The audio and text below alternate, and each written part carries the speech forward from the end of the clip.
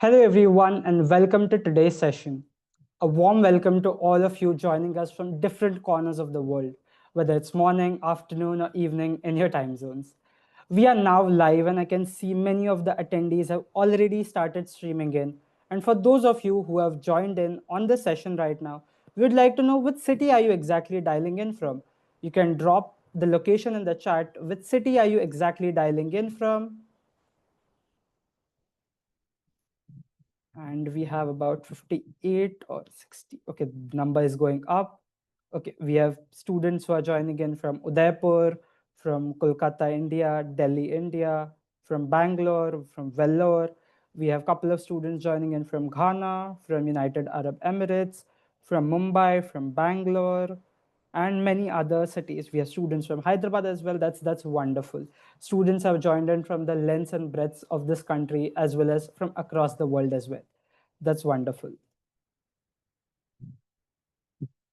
All right, moving on. Before we begin, quickly introducing myself, I am Moin Matar Naik and I am representing Seed Global Education today.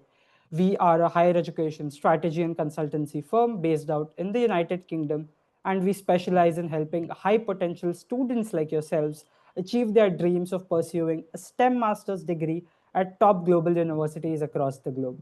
Today, over the next 1 hour, we'll be diving deeper into how you can ace the NYU-Tandon's MS application process. We'll be discussing the key aspects that a top engineering school in the United States looks for in prospective students, and we'll be gaining actionable insights on how to create a standout application that improves the admission and scholarship prospect for yourself.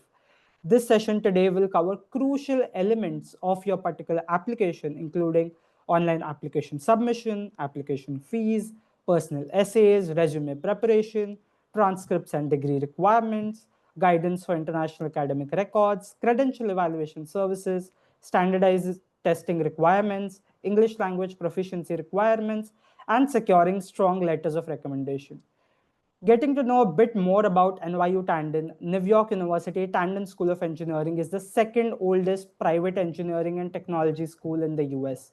The school's main campus is located at the Brooklyn Metro Tech Center, an urban academic industrial research park. NYU-Tandon has been ranked number 38 amongst the best global universities, and its graduates go on to work at leading organizations including Nordstrom, Microsoft, PwC, Amazon, Google, Oracle, EY, Deloitte, Apple, and the list goes on and on. Before we begin, we have a small quiz, a poll for everyone who has joined the session right now. I'll be launching the quiz right now, and you'll be having 10 seconds to answer. Just a second.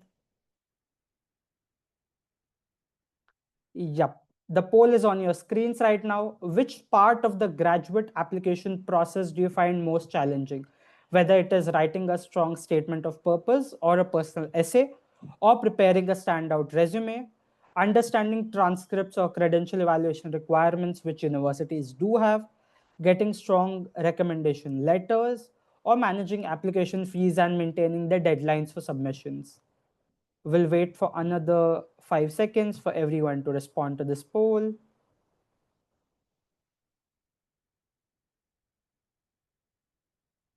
Last 3 seconds.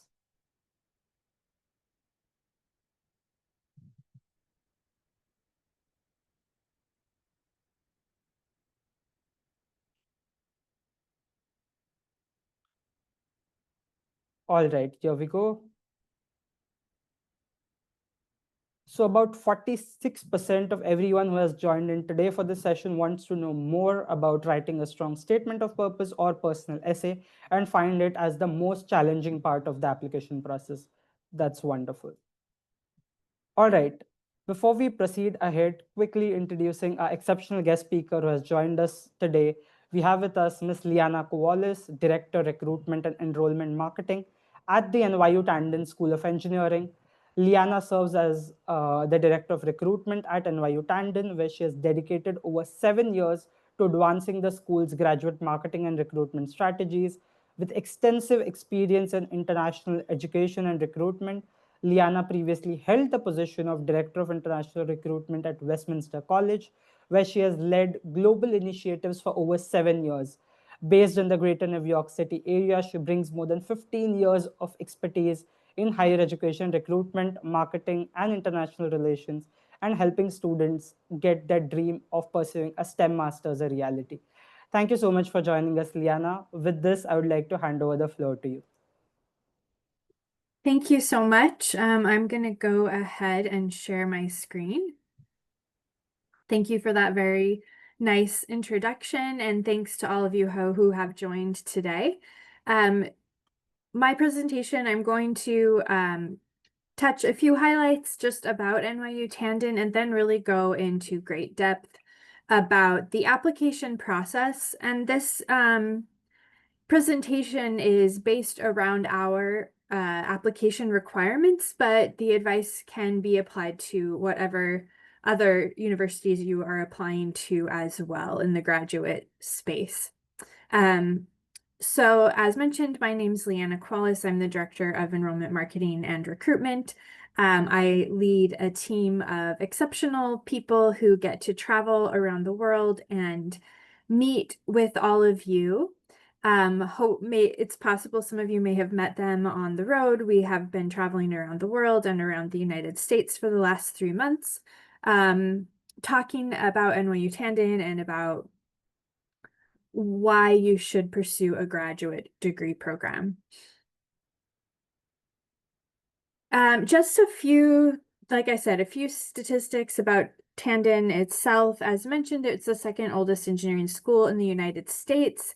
Here are some of our rankings. We're ranked number 32 for best global universities, and in the top 10% of engineering schools within the United States. And we have also been ranked consistently in the top 10 for students' dream school. It was definitely my personal dream to live in New York City. And so when I was able to find this position 8 years ago, I was very grateful to be able to move to New York and start working at such an exceptional university. NYU is the largest private university in the world, or in the country, in the United States, 60,000 students. And Tandon itself has just around 10,000 or 8,000 students. Majority of those are graduate students, master's and PhD students, but we have about 3,000 undergraduate students as well. There's also some statistics here about our entry requirements. These are all average scores. So as you know, people receive less and higher than these scores who are admitted.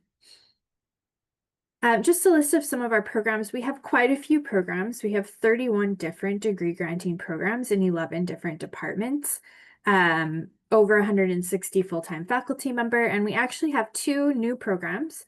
One is our Emerging Technologies Master's Program, and one is Quantum Computing, which is a very cool new program that is started by our physics department. And then, of course, we are based in New York City. New York City is the #1 most influential city in the world, especially considering in the metric of economic power. We are home to the established tech giants. And just in the last 2 years, we've had a 22% job growth within New York City. That's one question that we are consistently asked about. What is the job market? And New York City itself is growing still in the job market.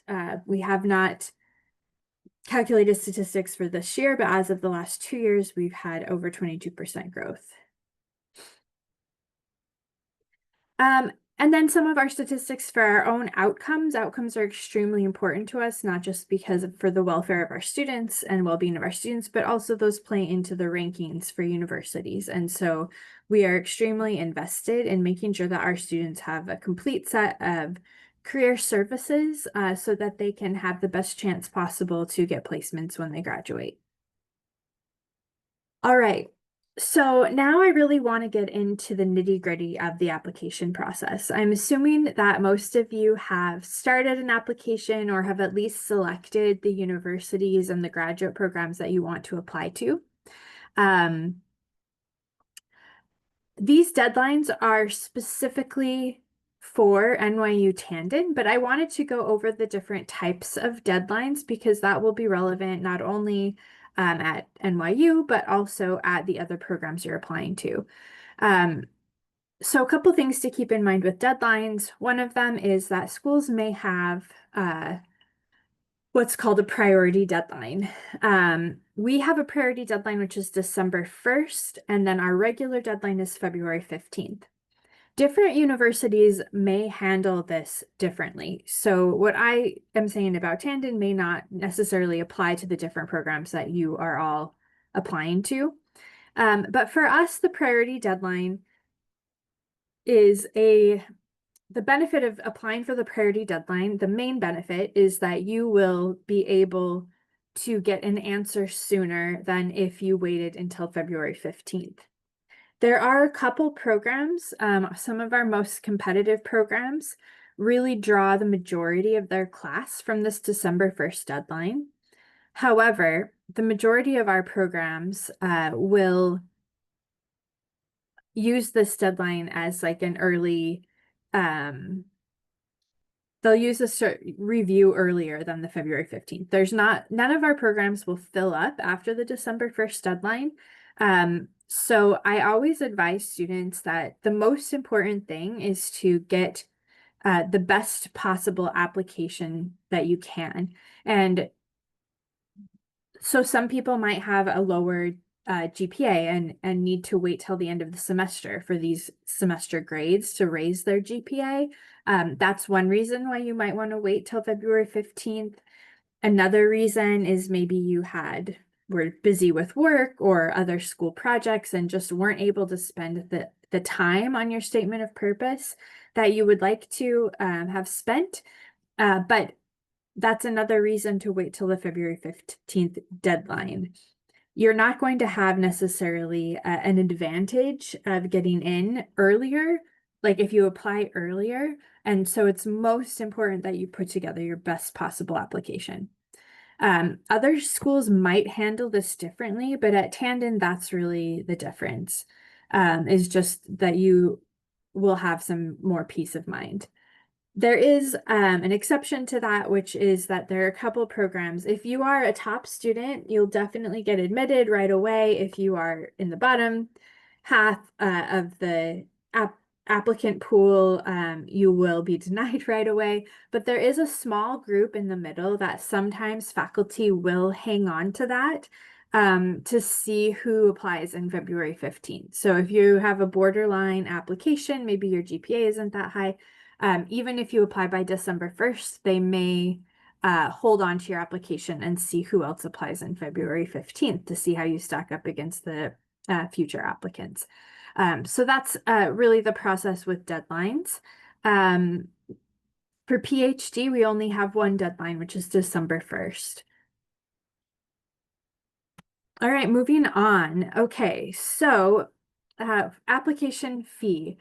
Most applications are going to have some sort of fee, most schools. Ours is about $90, which is an average cost for application fee. Some are higher, some are lower. But most schools have a way for you to get that waived. For NYU, anytime a student attends a session, an info session, whether it's in person or virtually, or if we met you in person at a recruitment event, you will get a fee waiver from us. So for all the attendees of the session in the next week, you'll receive an email that will have an application fee waiver, which you can use to waive that $90 fee. But I would highly encourage you for every other program that you're looking into to figure out the way that you can get a fee waiver. Sometimes you can just email and ask for a fee waiver and they'll grant it that way, but a lot of universities will have some sort of fee waiver for attending information sessions and the same kind of setup that we have at NYU. Now, when you start your application, there will most likely be an application checklist available to you in your online portal. This is similar at most universities, maybe not all. I can't speak for all programs you're applying to, but for NYU and for the majority of programs, once you start your application, it will be populated with a checklist. You don't have to wait to start your application until all those materials have are ready to go. You can do it in pieces if you'd like, and just keep referring back to that checklist. One of the biggest items of confusion are the official transcripts. So we require you to have to submit official transcripts from all previously attended institutions. This is anything after high school, after secondary school, we will need to see those transcripts. So if you have a bachelor and a master's degree, we'll need to see both of those. If you attended a certificate or a diploma program, any higher education that you've done post secondary school, we'll need to see those transcripts. Anything that you've already completed. So say you have a bachelor's and you're currently working on your master's. We will need to see not only your official transcripts, but also your proof of degree from the institution. The preferred way is if you can get your institution to send that directly to us. That would be ideal. We know that for a lot of international students, that's a little bit difficult. And a lot of times students will need to bring their hard copy. Some people only get one copy of their diploma, and the institution will not issue any other official copies. In that case, if you're admitted, you are able to bring that to NYU when you come. However, in the meantime, obviously, we still need to see your documents. So at this point, we will accept copies of the official transcripts uploaded to your application to review your application. So we still need an official document, a copy of an official document issued by your institution. This doesn't count as like a grades downloaded from a student portal. It has to still be an official document, but you can upload those to your application portal yourself, and then submit the official copies later. A lot of universities may require a transcript evaluation from an outside transcript evaluation service. We do not require that at NYU. We actually do the in-house evaluations for students. We don't do them in-house, but we pay for them to go to a evaluation agency. We use the same one, so it is uniform across all of our students from all different countries. And so you don't need to worry about that. We just need your official transcripts. And please, if you have any questions about this, put it in the chat, and then we can address those after I'm done going through all these requirements, because I know this part is a little confusing. And it's extremely important, because if you do not bring these documents in time to NYU before enrollment, you can be de-enrolled. These documents are really important, not just for our office, but for NYU as a whole, and for universities in the US. It's important to get these for our accreditation, so we take it very seriously. The next piece of the application is going to be your official standardized test scores. As you know, the GRE is now optional at a lot of different universities. Not all, but after the years after COVID, a lot of universities in the United States started waiving official GRE test scores. So one question that I get quite often is if, even though the GRE is optional, will it help your application to submit it anyway? I would be particularly cautious about that for this reason. When we made the decision to make the GRE optional, every department had to come up with a way to review applications, a system for reviewing applications that did not require the GRE. So they're all doing that. However, if you submit a GRE test score, it will be viewed by the faculty. They'll be able to see it. There's no way to hide that score. It will just automatically upload as part of your application. If it is not a good score, it could hurt your application, even though they have a process to not consider that. If you submit your score and it's not a good score, they're going to see that and they're going to take it into consideration. So what I will tell students is that if you would like to submit the GRE, or if you are already taking the GRE for other programs that you're applying to, you can send the score, but I would only do it if you have a very high score on the quant section. So the quant is out of 170. If you have 168, 169, or 170, then you can submit it, and that will potentially help your application. But if it is lower than that, I would not recommend it. You can still do it, but I just would not recommend doing it unless you have a near perfect quant score. In terms of the English language requirement, we do require this from all countries that English is not the only national language. So for example, India, we do require an English language proficiency test. A country like Ghana or Nigeria, we do not require it. There are some exceptions available. You can submit a form for a language waiver, but I will tell you that most people will ask me, can I waive the TOEFL for English instruction? A lot of you, especially from India, are instructed in English. That is not something that we will waive the TOEFL for. The only times that we will waive the TOEFL is if you have completed, maybe you did your bachelor's degree in India, but you did a master's degree in the UK. In that case, we would waive the TOEFL. Maybe you worked for, you did your bachelor's in India, but then you worked for 4 years in Australia or the US. We can waive the score for that. So if you think you fall into some exceptional circumstance that does not apply to most people in your country, you can go ahead and submit the language waiver. But otherwise, it's going to be required. The scoring is changing in January, so keep that in mind. Universities are now setting their new TOEFL bands, so make sure you pay attention to that if you have not already taken the TOEFL and that's the test you're planning to take.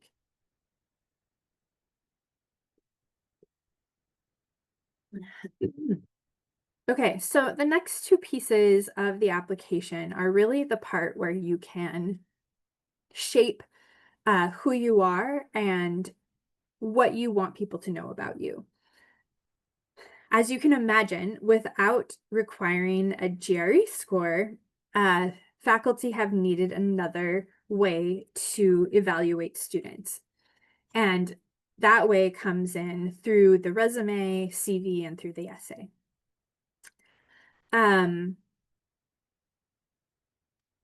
Obviously, your academics are going to be extremely important. So your GPA is going to be very important. But at this point in your education, it kind of is what it is, right? Like maybe you can raise it a little bit with your grades, maybe it'll lower a little bit, but it's generally going to be what it is. And so your chance to really make an impact is going to be through the resume and CV and essay.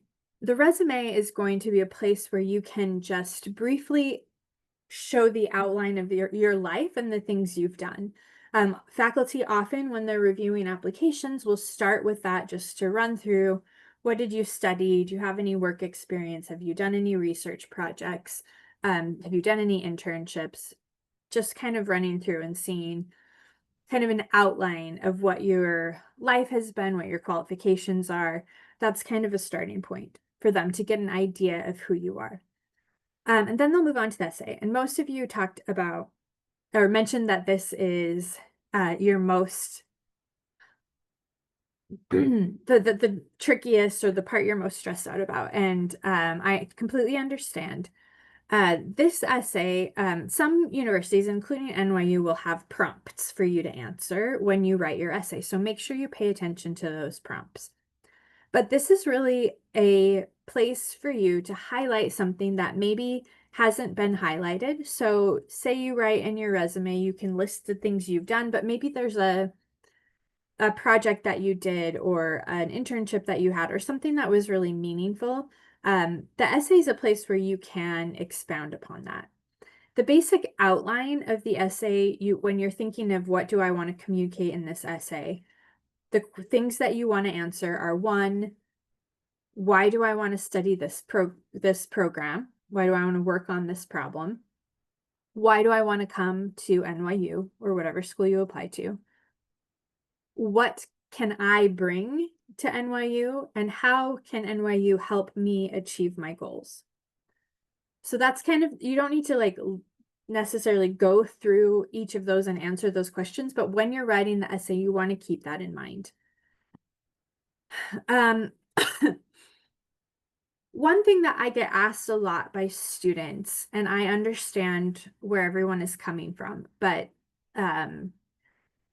they'll come up and ask, okay, is it better to do 3 internships or 4 research experiences? Or what if I have had 2 years of work experience and 1 research project, or I have 1 publication? It's like you're asking if there is a magic calculation to have the perfect profile to get in, and that doesn't exist. So the answer to that question is all those things are good. Unless you're a freshman starting out your journey, you've kind of already done the things that you've done. So you're trying to tell the story of who you are and what you want to achieve. You also have to keep in mind that, like, you're applying, we had 20,000 applications last year. So we have a lot of people vying for these spots. That doesn't mean that it's 20,000 qualified applicants, but it's still a lot of applications to go through. And you can imagine that 20,000 of those students want to graduate with a good placement. They want to excel in their field. They want to have all the things that you want. So that does not make you unique. When I'm talking to a student and they're like, okay, well, I want to study AI because that's the best thing right now, and I want to get the best possible placement. That's fine. There's 20,000 other people that want that. And so you have to dig a little bit deeper. And so when I'm talking to people in person, instead of to a group of, 200 students virtually like this, I will really ask you questions like, okay, why do you want to study AI? Why do you want to study mechanical engineering? Why do you want to study financial engineering? What is your motivation? What problem do you want to solve? That's kind of, at least for us, the way that we're thinking about our incoming classes is that we don't necessarily want you to think of yourself as a mechanical engineer or a financial engineer or a civil engineer. We want you to think of yourself as someone who is solving the problem of blank. We want you to come in as an engineer with passion, with excitement for a certain topic, really wanting to be part of the conversation and to be able to define your field in the future as well. And so when I'm having these conversations with students, I'll ask you things like, okay, what have you done? How have you gotten here in your life? Maybe your parents made you become an engineer or study engineering, but regardless, here you are with all of these skills that you have. What would you like to accomplish? What interests you? Is it healthcare? Is it environmental sustainability? Is it finance? Is it robotics? Is it emerging technologies? What is it that is interesting to you and why? That's what faculty are looking for. They're not looking for just this cookie cutter essay of people who are trying to say the thing that you think that we want to hear. The way you should think about it is like, okay, this is who I am, this is what I've accomplished, and this is what I want to accomplish, and tell us your story. One example, I met with a student last year in Mumbai, I believe, who came up and was like, I'm really worried about my profile. I don't know what to write in my essay. I haven't had any research experiences. I haven't had any internships. And I was like, okay, well, tell me why you want to study this program. He wanted to study our management of technology program. And he said, well, we have a family manufacturing business. I studied chemical engineering. We have a chemical company, and I want to be able to take it to the next level. And I was like, okay, that's perfect. Like, that is a perfect story. That's something that the faculty would be excited about helping you, even if you've had no research experience, no publications, no internships. He had worked only at his family business, but he had this goal, a very specific goal of what he wanted to achieve. That is exactly what we're looking for. Not to say those things are bad, you know, if you have internships, if you have research, that's very impressive and that's something you should highlight. But to what end? Like, why did you do these internships? How did they change the way you're looking at your field? How did they change your goals? Did it make you more excited to follow the path you're on or less excited? Those are kind of the things that we're looking for. I hope this is helpful and not confusing. So please ask more questions if you have them. And then the other thing I wanted to mention is that, like, again, we already read your resume. We already read your CV. You don't need to use your essay just to repeat all the things that you wrote in your resume and CV. Use it to expand upon something. Use it to tell a little bit of more detail about why this was important to you. But don't just write out again a list of what you've done, because we already have that. Okay, I talked a lot about this. I hope it was helpful, but I'm happy to answer questions in a minute about the essay. I'm going to move on and talk a little bit about the recommendations now. Recommendations are pretty standard, right? So we don't get a lot of recommendations where recommenders say, do not admit this student. We hardly ever get that, right? So the standard recommendation is, the student was great, they were in my class, they did good work, please admit them. That recommendation fulfills the requirement. And that is most of what we get. However, if you want to use the resume to help tell more of your story, there's a way to do that as well. As someone who has written a lot of recommendation letters, it is actually very helpful if a student comes to me and says, hey, can you write this letter of recommendation? And can you please talk about this project we worked on together? So when you are approaching your recommenders to talk about what they should write, you can say that. You can say, hey, I did this research project in your class, or I did this project at my internship. Can you please mention this in the recommendation? That's a way to make the recommendation supplement your application and add some additional information, some additional color. We have a requirement for 2, and you can submit up to 3. One of those should be an academic, but you can use others if you have an internship or guided research or something like that. And then for those of you applying, there may be other requirements as well, right? So that we have a supplemental supporting materials section. So if you have, especially if you're applying for a PhD, if you have any projects or research that you think are relevant to show your researching skills, or a publication that you did, or something like that, those are going to be, that's a section for you to include them, but don't upload everything you've done in school. They're not going to look at it. Be very thoughtful about what you upload here, and only put something if you think it's really going to augment what you've already done. And then some programs will request an interview, especially if it's a PhD program, but we don't have any program where that is a requirement. Some of our programs will require like a uploaded video, like a 1-minute video, where you can talk about yourself. And then our integrated design and media program also requires a portfolio.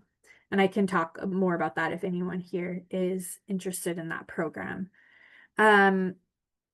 Again, when you start your application, you will receive a checklist, but all of the requirements are listed online as well. So with that, I'm going to move on to scholarships. Just a quick note about scholarships. Definitely ask about this when you are applying to different programs.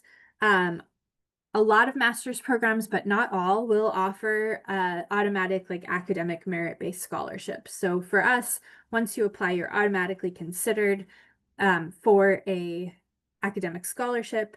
And if you receive that, it will come along with your admission letter. But that's definitely something to ask about as well. So with that, I'd love to move on to questions and hope that some of what I said was helpful.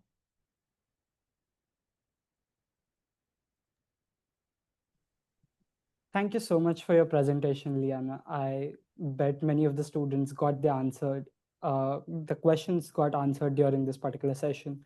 We have got a ton of questions which have come up. Starting up with the first question, Liana, many of the degree programs in India as well as in other countries as well are a 3-year program. So are 3-year undergraduate programs accepted while students are applying for their graduate studies at NYU-Tandon? Is there a 16th year requirement at NYU-Tandon? That's the first question which has come. Yes, there is. At NYU-Tandon, there is a requirement for a 16th year. So that is something that you need to address before you apply. Got it.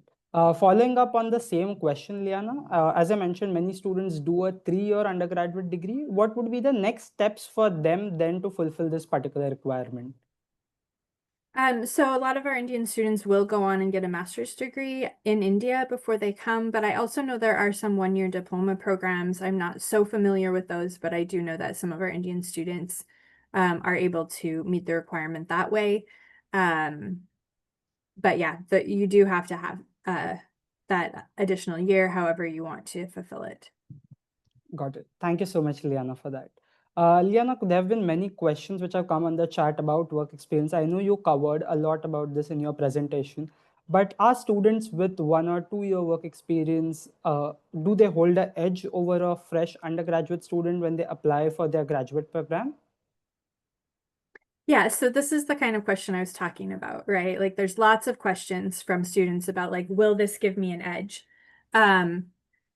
In some programs, yes. So if you're looking for business programs outside of engineering, they will have some sort of work requirement. But in an engineering program, your work experience is only as valuable as you can articulate in your application. So for example, if we have a student who's straight from a bachelor's degree and we have a student who has 2 years of work experience, they're going to be evaluated equally. The work experience is not going to give an edge unless you can say, okay, so I started working in, industrial engineering, supply chain management, and I realized during my internship that a lot of supply chain is now being handled through automation, and I want to go back and get a master's degree in mechatronics and robotics or computer science or something else, like using your experience to explain, or like I realize that I need to take this to the next level to be successful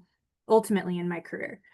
So your work experience is only as valuable as you can articulate it. We're not making marks, tally marks to say, oh, this person has 2 years, so they're better. This one has 3, so they're even better. That's not how we do it. Got it. Thank you so much for that, Liana.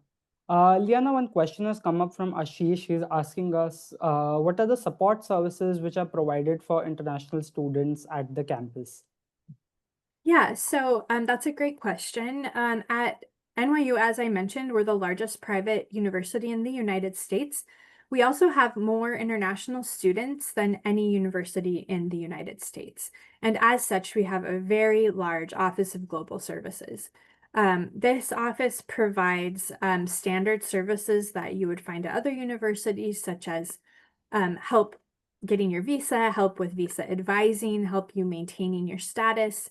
We also plan lots of activities for the international students to meet each other and meet the wider community. They take our students on field trips throughout the New York City area.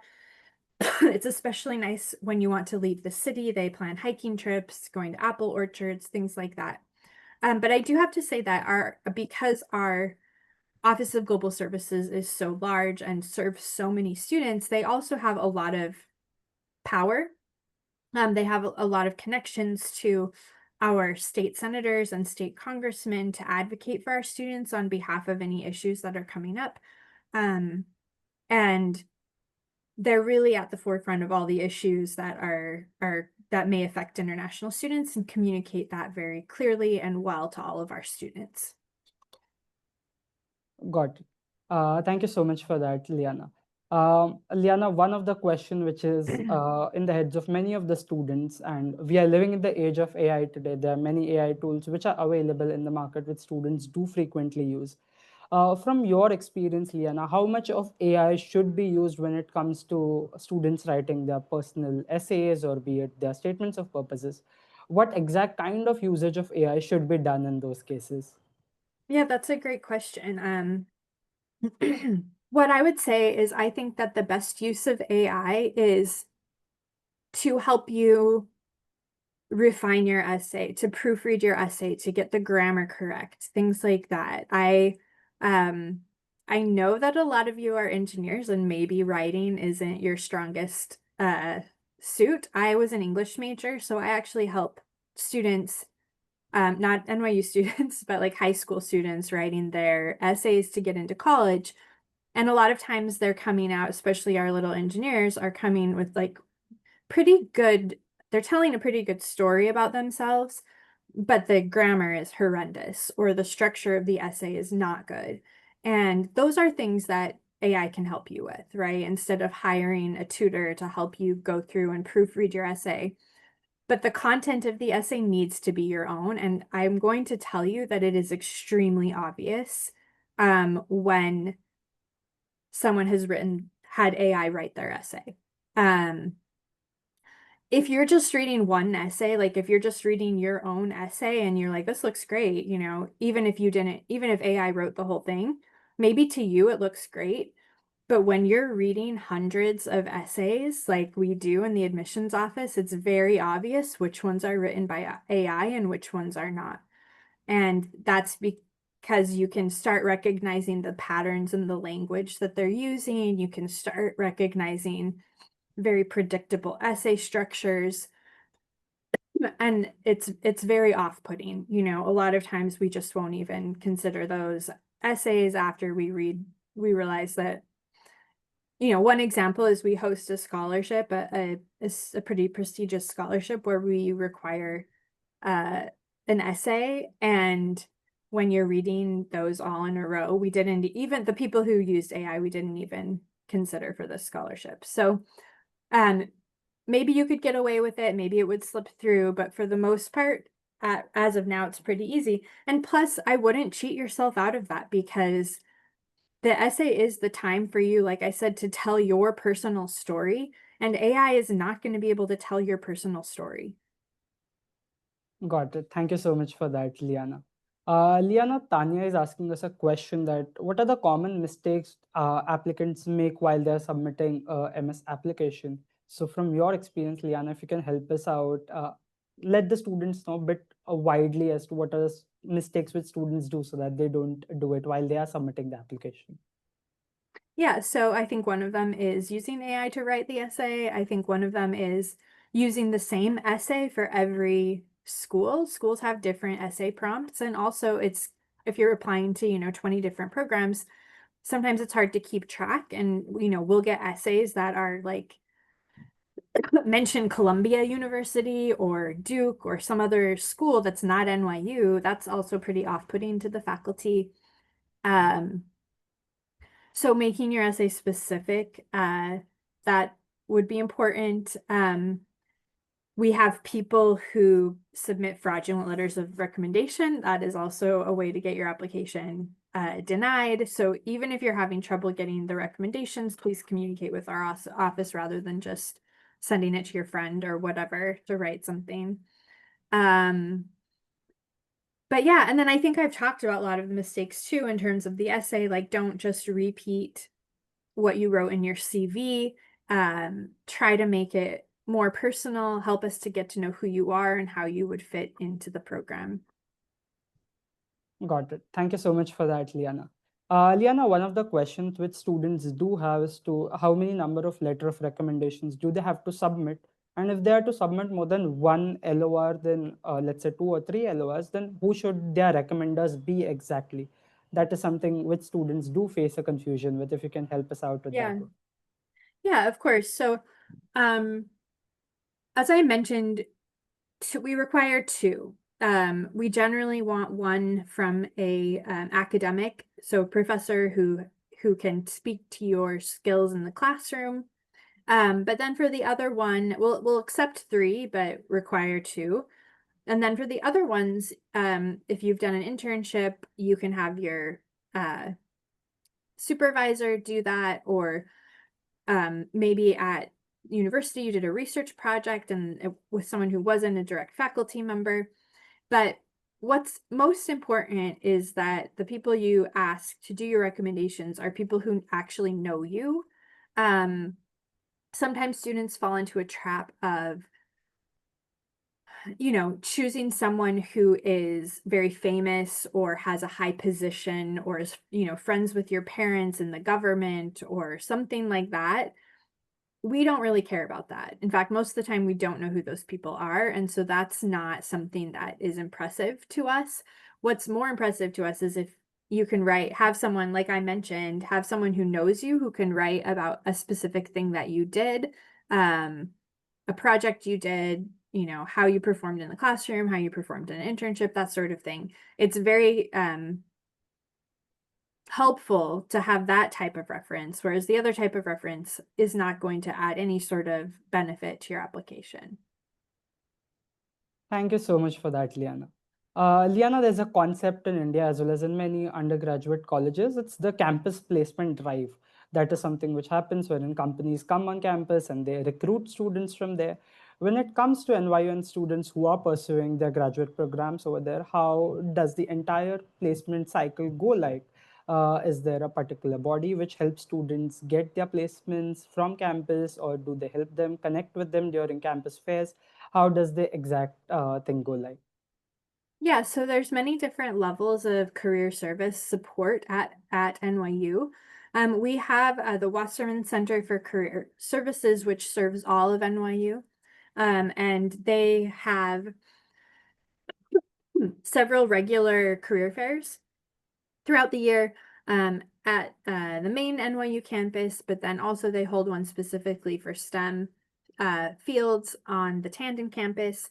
And then we also have, our next level is that we have the Tandon Career Hub, which is a secondary career service center that is specifically focused only on Tandon students. And this career hub also has several different career fairs throughout the year. However, they also provide more one-on-one counseling services. So you can come in, as soon as you get there to talk about what your goals are. They have an alumni mentoring database that they can connect you with alumni who are in your field or in your aspirational field. They do things like help with LinkedIn profiles, resume building for certain different jobs, salary negotiation, benefit packages, that sort of thing. So they really provide personal service.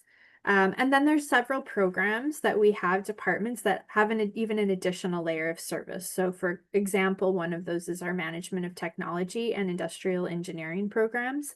They have another third level of career services that serves just their students, connecting them with very specific companies for capstone projects and for internships that they have relationships with through their faculty and their adjunct faculty. That's wonderful. It's wonderful to hear that. Liana, one of the things which students do take into consideration while deciding which university they are looking forward to apply to is the location. If you can elaborate a bit more on the campus life around NYU-Tandon, that would be quite helpful. Yeah, so NYU-Tandon, for those of you who maybe aren't familiar with New York City, what you mostly see is the island of Manhattan is where most of the movies take place.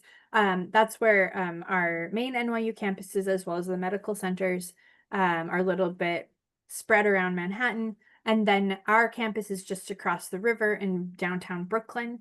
It takes about a 15-minute train ride to get to the main campus in Manhattan. So basically, we have a unique campus structure, which is kind of spread out throughout the city. And there are a lot of, activities and clubs and organizations and all kinds of amazing things that happen that are hosted by NYU. But you also have New York City as your campus. And New York City is as I mentioned, not only is it the most influential city in the world, it is also the most diverse city in the world. And so one of the reasons I love living there is because you can go out on a Saturday or Sunday walking through the city, and one block you see like the Mexican Independence Day parade, and then the next block you see Chinatown, Little Italy. You go through, there's an Scottish Day celebration. This weekend was the New York City Marathon, and people from all over the world came. It's just such a vibrant city with so much happening. Over 50% of New Yorkers speak a language other than English at home. And so you really have connection to different types of communities, of all different cultures from all over the world. It's also a place, again, there's so much going on that like whatever hobby, whatever interest you have, there's going to be a group of somebody doing that in New York City. So for example, when I first moved to New York City, like a decade ago, my roommate was working, or she loved knitting, and she ended up finding a group that did knitting and wine nights once a month. And so she'd get together and made friends through this knitting group. One of my coworkers, she moved to New York City once when she got this job. She's a dancer, and she was also a volleyball player. And she was able to join these city leagues, where they kind of test your level and then put you into an appropriate team so that you can then meet people and compete on the level that you are. But these are just some of the things that happen around the city. It's just, it's a great place, and the city really is our campus. That's wonderful. It's wonderful to hear that. Aliana, one of the question which has come up from a student, that if they have a gap year, or let's say a couple of years of gap after their undergrad is completed, does it negatively impact their profile, or how is it taken into consideration when the student applies for graduate application? Yeah, again, this is another one of these questions that we get a lot, which is, what's the correct calculation that's going to get me the best profile? A gap year is, again, same thing as I said before. Like, we're going to consider someone who came out of bachelor's, someone who worked for 2 years, and someone who took a gap year and traveled the world, exactly the same. The thing that sets you apart is how you tell that story. Why did you take a gap year? What did you do during that gap year? How did it help you decide what you want to do in your future? Why has it led you to apply to NYU? So the why of what you're doing is much more important than actually what you have done. Thank you for that, Liana. Liana, one last question before we close the session. What would be, not a question per se, but the last piece of advice which you would like to give to all the students who have joined and connected with us today and who are planning to apply for the fall 2026 intake? Any piece of advice, any tips from your end to the students before they drop in the applications? Yeah, so I guess my advice is going to be similar to what I've already said, but this is a time, graduate school is a time where you're going to be investing a lot of time and a lot of money into this very specialized degree.